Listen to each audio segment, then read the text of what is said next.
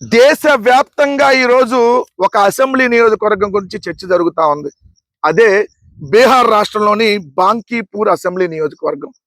ఎందుకు అంత దేశవ్యాప్తంగా ఈరోజు ఆ నియోజకవర్గం గురించి చర్చ జరుగుతుందంటే, అది భారతీయ జనతా పార్టీకి 30 సంవత్సరాలుగా కంచుకోటగా ఉన్నటువంటి అసెంబ్లీ నియోజకవర్గం.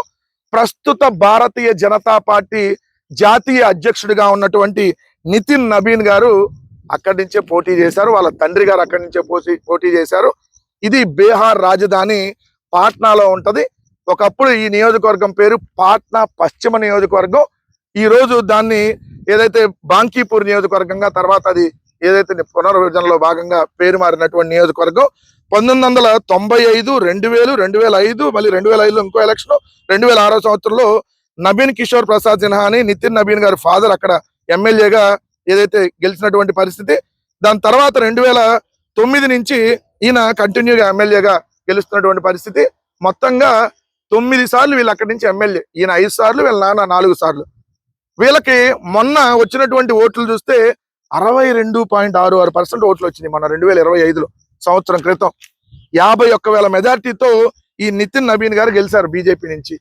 కానీ సంవత్సరం తిరిగేటప్పటికి వీళ్ళు ఈ రోజు అక్కడ ఓడిపోవటం జరిగింది. ఓటమిలో కూడా అలా ఇలా కాదు, మొన్న వచ్చిన మెజారిటీ అన్ని ఓట్లు కూడా ఇప్పుడు రాల. మొన్నేమో మెజారిటీనే 51,000, ఇప్పుడు వీళ్ళకి పడ్డ ఓట్లే 44,000, 34% ఓట్లు పడ్డాయి.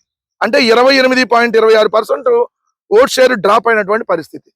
అంటే ఈరోజు జన్జీ ఎంత తీవ్రంగా ఇంపాక్ట్ చూపిస్తుంది అనేది క్లియర్ గా ఇక్కడ అర్థం అవుతుంది. ఎందుకంటే బీజేపీ జాతీయ అధ్యక్షుడు సొంత నియోజకవర్గంలోనే ఈరోజు ఘోర ఓటమి, అది కూడా బై ఎలక్షన్ లో. మళ్ళీ అధికారంలో ఉంది వాళ్ళే. రెండు ఇక్కడ విచిత్రం ఏంటంటే, ఇక్కడ నుంచి గెలిచినటువంటి వ్యక్తి జేఎస్పీ అనేటటువంటి పార్టీ.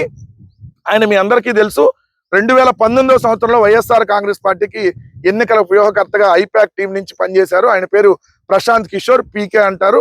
సో వాళ్ళ పార్టీ పేరు జనస్వరాజ్ పార్టీ. ఈ పార్టీ పెట్టి 2 సంవత్సరాలు అయింది. అతను ఈ జనస్వరాజ్ పార్టీ నుంచి ఆయన ఈరోజు ఎమ్మెల్యేగా అక్కడ ఎన్నికయ్యాడు. సో ఇక్కడ కూడా ఒక జేఎస్పీ ఉంది, ఇక్కడ కూడా ఒక పీకే ఉన్నాడు.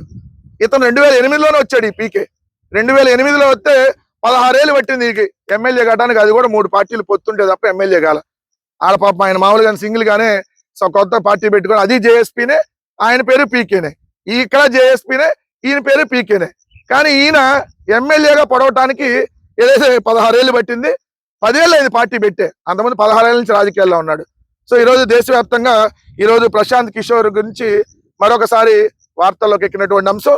బాంకీపూర్ నియోజకవర్గం ఈరోజు దేశవ్యాప్తంగా చర్చ జరుగుతా ఉన్నటువంటి విషయం. జన్జీ తలుచుకుంటే ప్రభుత్వాలు కూలిపోతాయి అంటానికి ఈరోజు 1 by 1 ఏదైతే కేంద్ర మంత్రి ఆ రోజు రాజీనామా చేయటం, ఈరోజు జాతీయ అధ్యక్షుడి నియోజకవర్గంలో ఏదైతే అసెంబ్లీ నియోజకవర్గాన్ని వాళ్ళు పోగొట్టుకోవటం, ఇవన్నీ చూస్తా ఉంటే చూద్దాం, వెయిట్ అండ్ సీ ఇంకేం జరిగిద్ది అనేది మొత్తంగా రాజకీయ విశ్లేషకులు తీవ్రంగా చర్చ జరుగుతున్నటువంటి అంశం.